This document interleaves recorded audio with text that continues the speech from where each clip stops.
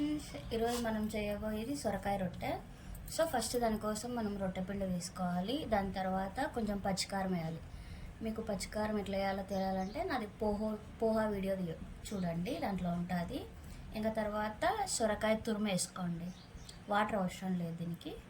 సొరకాయలు ఉన్న water almost సరిపోతాయి. ఒకవేళ సరిపోకపోతే కొంచెం నీళ్ళు వేసుకొని కలుపుకోండి. సొరకాయ రొట్టె కాల్చడానికి మనం కొంచెం ఆయిల్ తీసుకోవాలి. సో పూరి కాల్చుకునేలాగా. పెద్ద కష్టమేం కాదు, సేమ్ రొట్టె అంటున్నట్టే.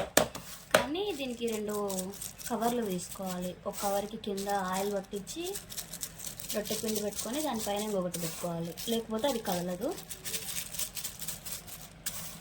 ఇంకా పూరి కాల్చుకున్నట్టు కాల్చుకోవాలి. చిన్నగా కాల్చుకోండి, లేకపోతే నూనె చిరుతాది. దీంట్లోకి మనం ఏం చట్నీ అయినా తినొచ్చు. మామిడికాయ, ఉసిరికాయ, ఏదైనా కానీ. నేనైతే గోంగూర పచ్చడి తింటాను. Okay, thank you, bye.